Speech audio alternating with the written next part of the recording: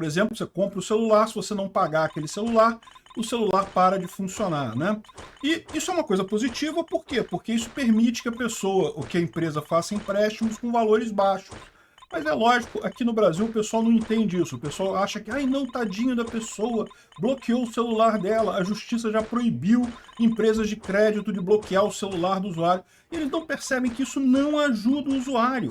Por quê? Porque o usuário que tem o celular bloqueado é o caloteiro, o cara que não pagou. Ele assumiu um acordo e não pagou. Agora, a empresa não vai poder mais oferecer esse serviço para outras pessoas que pagariam por um crédito mais barato. Então, no final das contas, isso não é ruim. É importante você estar ciente disso no momento que você assina o contrato. Você não pode ser enganado. Não pode ser enganado dizendo assim, não, tá aqui o empréstimo sem ninguém falar nada, e aí você não pagou o empréstimo, bloqueia o celular. Aí é errado, mas estando no contrato, você aceitando aquilo, qual o problema?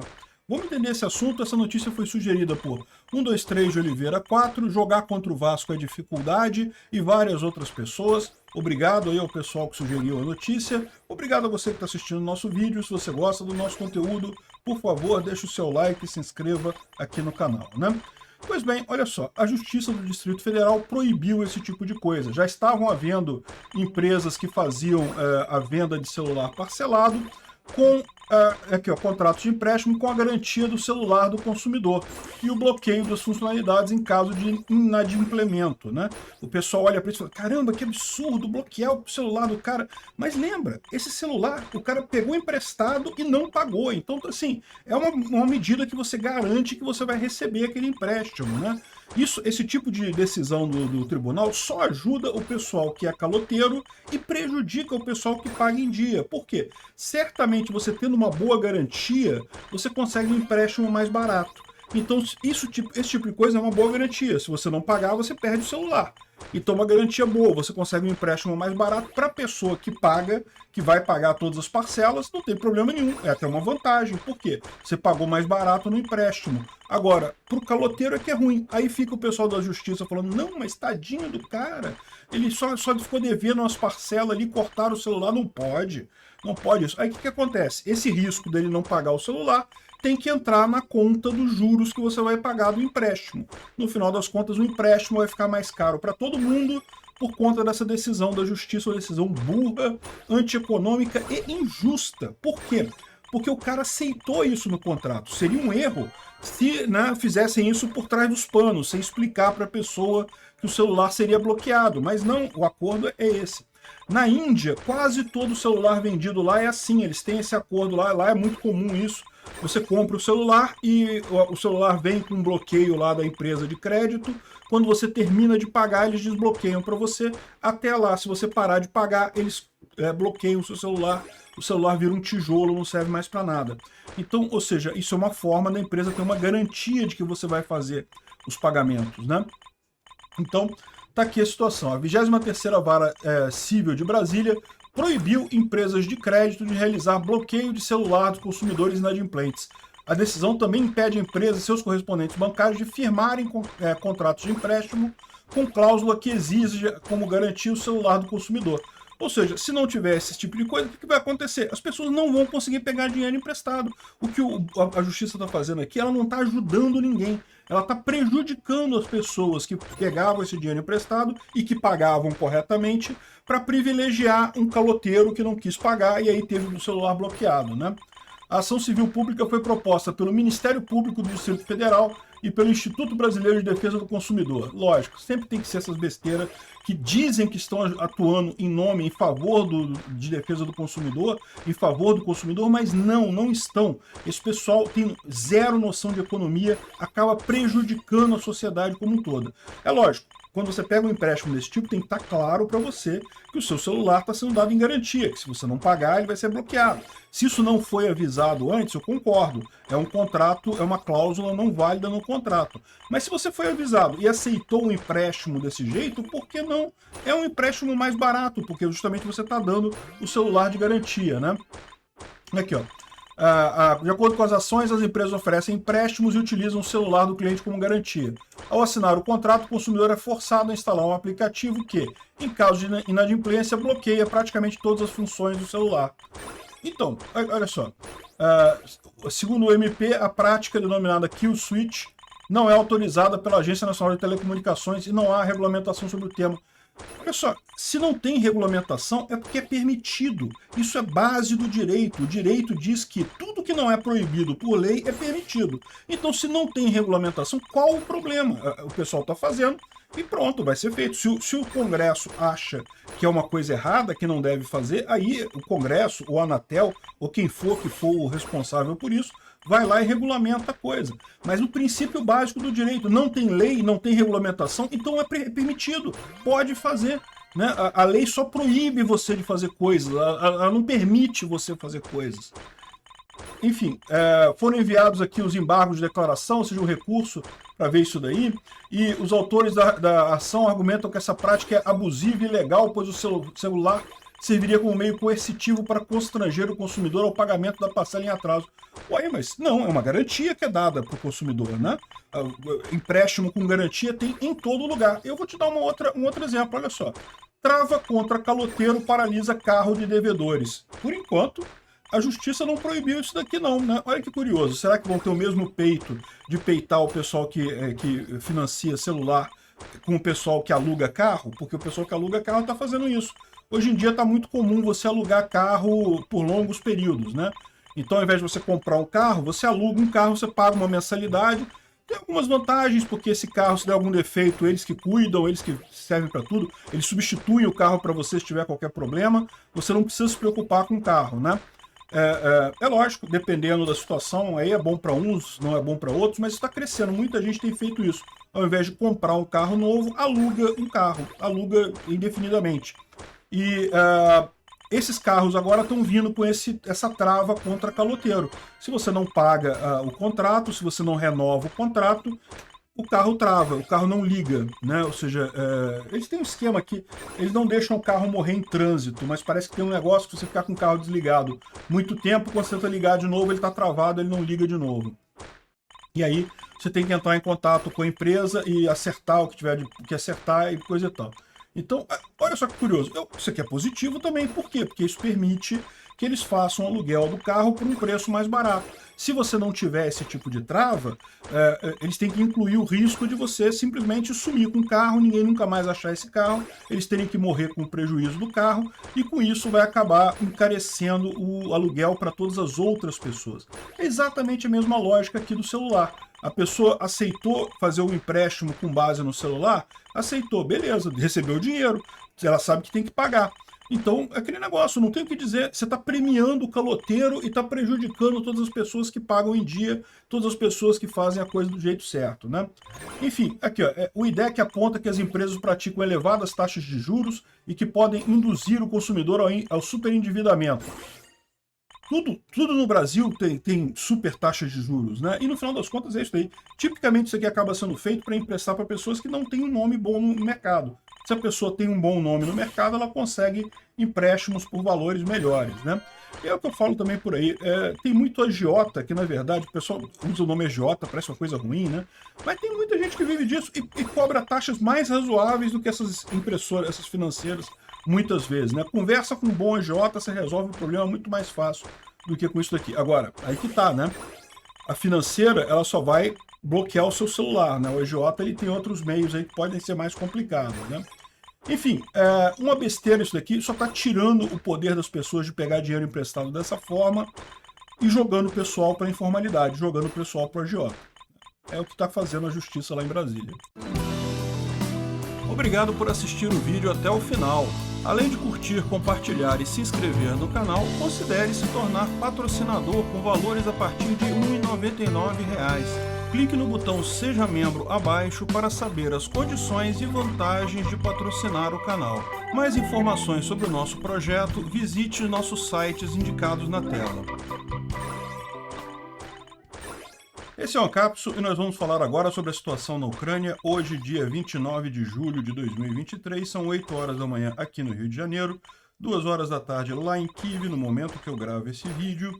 E tivemos ataques hoje cedo aqui na ponte de Chonhar, bem nessa região aqui, onde existe uma grande passagem aqui, tanto de carros quanto de trens, da Crimeia ocupada para o sul da Ucrânia, né? O ataque aqui, a gente não tem vídeos, não tem imagens desse ataque, mas a gente sabe que realmente interrompeu o fluxo de carros aqui na ponte de Chonhar. Mais um problema para os russos aqui, né?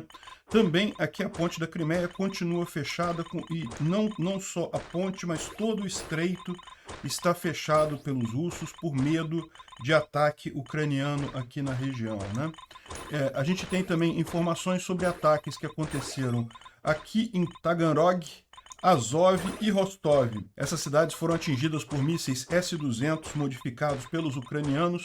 Infelizmente, aqui em Taganrog, o míssil ucraniano foi atingido pela defesa antiaérea russa, acabou sendo desviado e atingindo o prédio com civis no centro da cidade. Muito triste isso daqui, né? Os russos responderam com a habitual crueldade, né, atingindo um prédio de civis aqui em Dnipro. Nesse caso não teve desvio por defesa antiaérea nenhum, eles visavam mesmo um prédio alto aqui em Dnipro, e também uma delegacia do SBU, que é a polícia lá da Ucrânia, né? Também Donetsk foi atingida pelos ucranianos de ontem para hoje.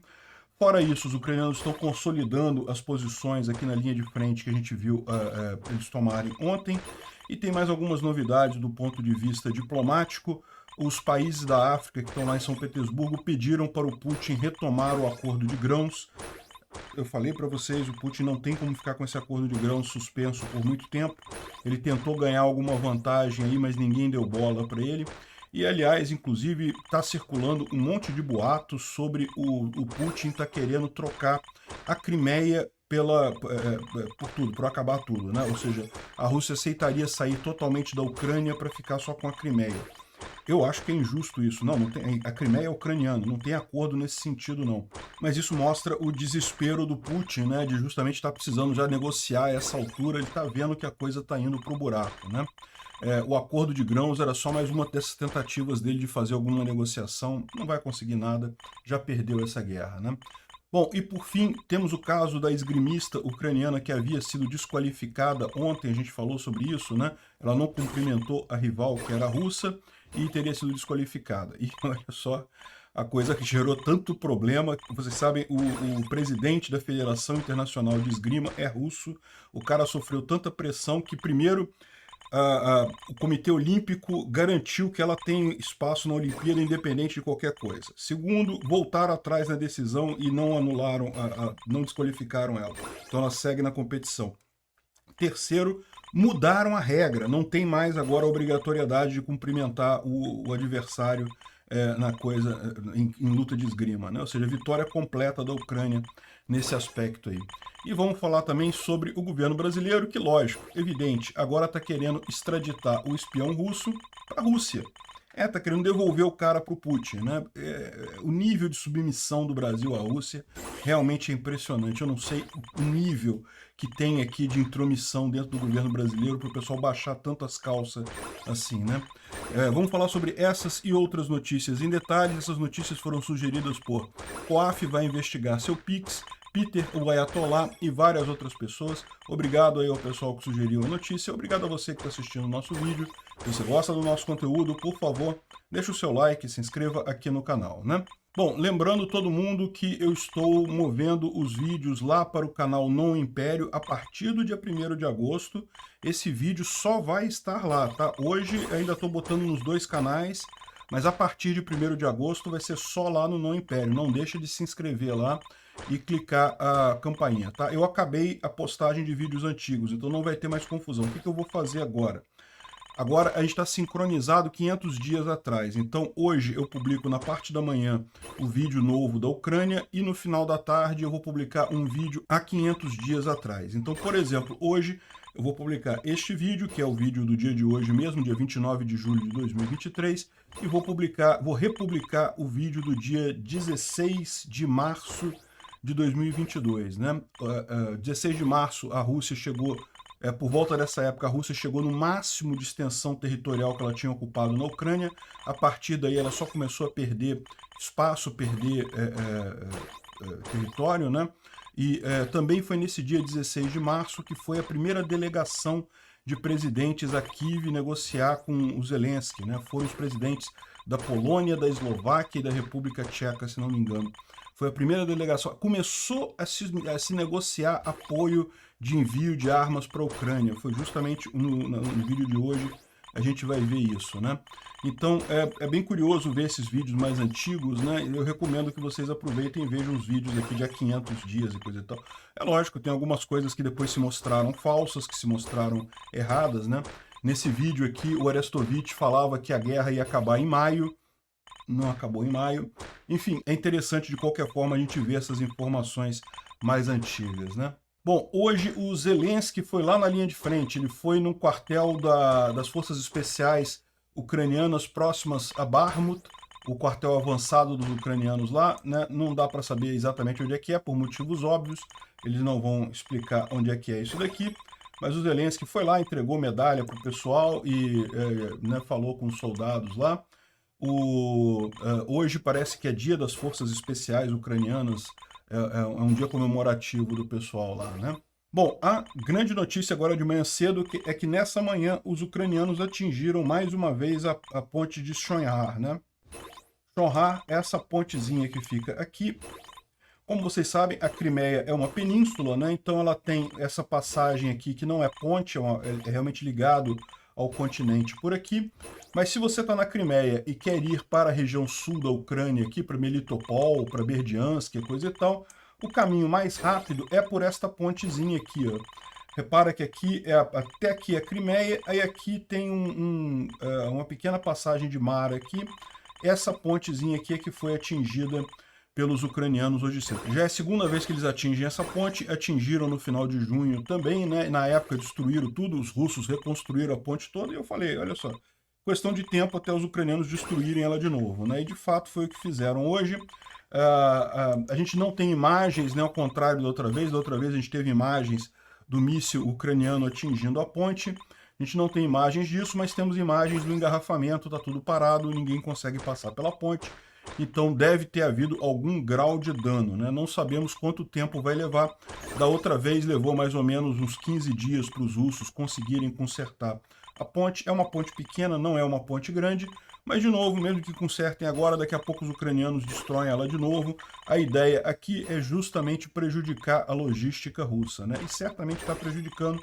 Tá vendo esses caminhões grandes aqui? Eles não parecem caminhões militares, né? Mas isso a Rússia tem feito com muita frequência, usar caminhões que parecem caminhões civis para levar transporte de bens militares, né?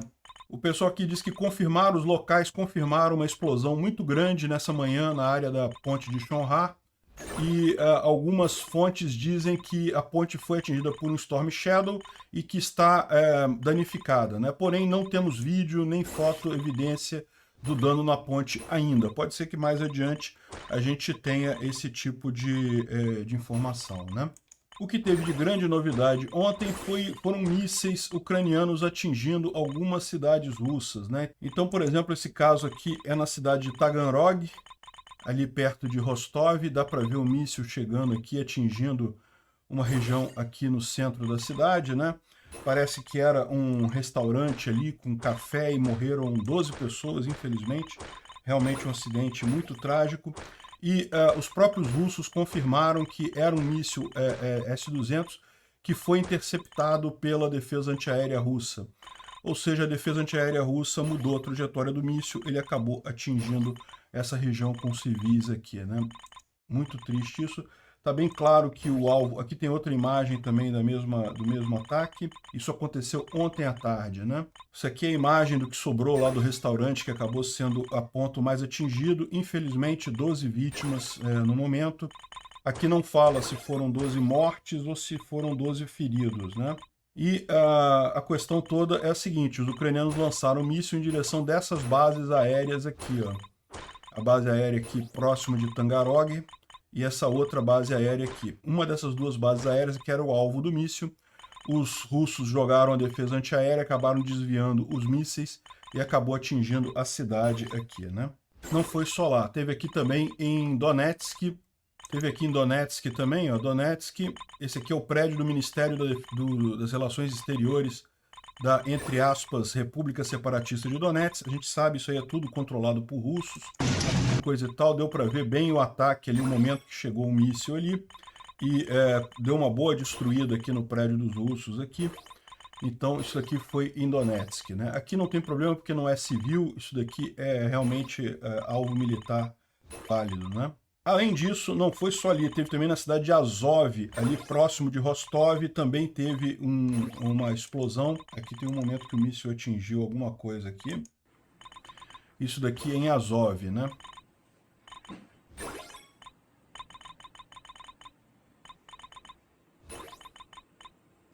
Ah, o míssil atingiu alguma coisa ali com certeza, né? Azov é essa cidadezinha aqui, né? Essa cidade na Rússia. Tem uma cidade com o nome Azov também na Ucrânia, mas essa aqui é na Rússia, né? E além disso, teve em Rostov-on-Don também, teve um míssil que atingiu lá a cidade de Rostov-on-Don. Não tem o momento do impacto do míssil, mas tem essa cratera enorme que abriu aqui lá em Rostov-on-Don também, o míssil que foi mais um S-200 ucraniano que foi enviado para lá, né? Bom, por que os ucranianos visavam essas cidades? Como eu falei para vocês, provavelmente devido aos ataques de drone Shahid, que saem daqueles aeroportos ali. Os mísseis S-200 são mísseis de defesa antiaérea, então eles foram modificados para conseguir atingir esses alvos aí. A Ucrânia tem muitos desses mísseis de S-200, é um estoque velho da Ucrânia, e eles já tinham começado a usar isso como mísseis de longa distância, né? Então, é uma arma que a Ucrânia tem, é um míssil de longa distância, já que não temos ataques, dá para usar. E a vantagem desse daí é que, como é uma arma ucraniana, eles podem usar no território da Rússia sem nenhum problema, né? É lógico, tem muita gente levantando a objeção de que a Ucrânia teria respondido a crimes de guerra, fazendo crimes de guerra, né? Então, os russos têm atacado Odessa, têm atacado várias cidades da Ucrânia nesses últimos dias, cometendo inúmeros crimes de guerra, e talvez a Ucrânia estivesse respondendo na mesma moeda nesse sentido, tentando atacar essas cidades ali em Rostov-on-Don, também cometendo crimes de guerra, porque você pode ver, por exemplo, no caso lá de Tangarog, teria sido um alvo civil, né? Acabou que o míssil caiu num restaurante, né? Bom, o que oficialmente a Ucrânia fala é que não está respondendo crime de guerra com crime de guerra, isso não é justo. O que houve foi que eles visaram as bases aéreas ali na redondeza e a defesa antiaérea russa desviou os mísseis, né? De minha posição, eu acho que a Ucrânia tem todo o direito de fazer isso, inclusive de responder e botar algum terror nas cidades russas para justamente descontar o que os russos estão fazendo lá em Odessa e fizeram. E aí, inclusive, os russos responderam depois em Dnipro, atingiram um apartamento alto em Dnipro com um míssil Kinjal Ra-47, né? Aquele míssil supersônico que é difícil dos ucranianos derrubarem, só o Patriot consegue derrubar esse míssil. Ou seja, ele atingiu o alvo que estava previsto ele atingir mesmo, que era o prédio lá em Dnipro. Felizmente teve poucas vítimas, porque o prédio era um prédio novo, ainda não estava habitado, mas de qualquer forma a destruição foi muito grande, teve pessoas feridas com destroços e coisa e tal. E além disso, não foi só o prédio que foi atingido também teve uma delegacia de polícia que tinha ali na região. O SBU é o Serviço de Segurança da Ucrânia, é a polícia da Ucrânia, né? A polícia normal da Ucrânia. E aqui o pessoal estava falando que foram 2 mísseis, na verdade, né? Um míssil direcionado ao prédio e um míssil direcionado à delegacia logo embaixo. E como eu disse, esses mísseis aqui, os ucranianos não têm como atingir esses mísseis, eles são muito rápidos. Então o objetivo dos russos foi descontar o que os ucranianos fizeram lá em Tangarog, e em Rostov e em Azov, né? É o que eu falo. Então os ucranianos têm todo o direito do mundo de agora pegar e descontar de novo, derrubar mais umas cidades lá na Rússia, jogar mais uns mísseis aleatórios para matar aleatoriamente russos. É lógico que tem esse direito, né? Só que eu acho que estrategicamente essa não é uma boa posição, porque é melhor os ucranianos usarem as armas em coisas que realmente têm importância militar, né? Os russos, em última análise, acabaram gastando 2 mísseis extremamente caros para ter alguns feridos aqui na região, e não vai ter importância militar nenhuma essa, né? Eu entendo, os ucranianos estavam querendo atingir aquelas pistas, aquelas bases aéreas próximas de Taganrog, Mas é aquele negócio, né? Não sei se valeu a pena no final das contas isso daí. Talvez outros alvos militares mais claros fossem mais fáceis de lidar, né? Enfim, também teve um depósito de munição lá na Crimeia ocupada, na Baía dos Cossacos, que explodiu essa noite. Aqui não tem muita coisa, só dá para ver a explosão aqui do lugar lá. A gente tem a informação que os russos fecharam totalmente o Estreito de Kerch. O Estreito de Kerch é essa passagem aqui entre o Mar de Azov, que fica aqui, né, que é essa baía aqui, e o Mar Negro. Então, esse Estreito de Kerch aqui, ele foi totalmente fechado. A ponte da Crimeia já está fechada, mas os russos estão preocupados com um possível ataque ucraniano aqui nessa região. Fecharam totalmente o estreito, nenhum barco pode passar por aqui, né? E, lógico, isso não deixa de ser positivo para os ucranianos, porque isso acaba atrapalhando, mais uma vez, a logística russa aqui na região. O pessoal está trazendo aqui a informação de que os ucranianos eles já romperam a primeira linha de defesa dos russos ali na região de Robotny, e como a gente falou, eles chegaram na segunda linha ali na próxima Verbove, né? A gente falou sobre isso ontem, aqui em Verbove é justamente aquele tanque que os ucranianos mandaram em piloto automático lá, só para testar mesmo a defesa, para ver como é que estava a defesa aqui, mas indica que eles já estão nessa região aqui, né? E, como eu expliquei para vocês, tinha a primeira linha de combate, que é essa primeira linha de combate aqui, que os ucranianos custaram a romper, justamente porque ela é fortemente baseada em minas, né, em campos minados. Agora, os ucranianos chegaram na segunda linha de defesa. Essa vai ser o maior desafio, tá?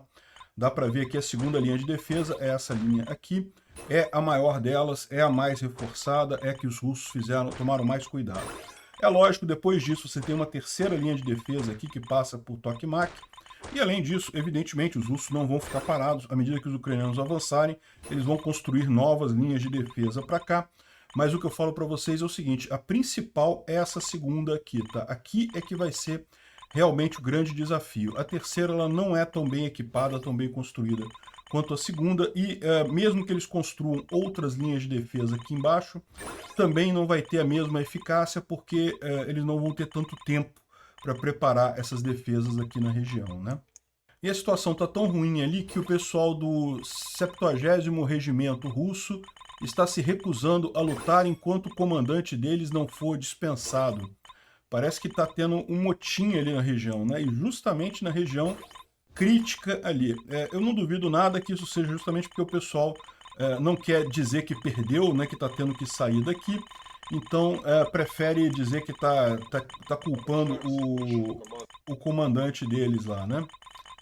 Aqui são os soldados falando aqui do comando do 70º Regimento, falando que não vão lutar por causa de erros e coisa e tal. Nós estamos falando com o alto comando do 70º Regimento. Nós pedimos que vocês tomem alguma providência com relação ao comando desse regimento. Eu imagino que o regimento, a gente acha que o comando do regimento toma decisões apenas visando o ganho pessoal. Nós estamos constantemente sendo jogados em ataques.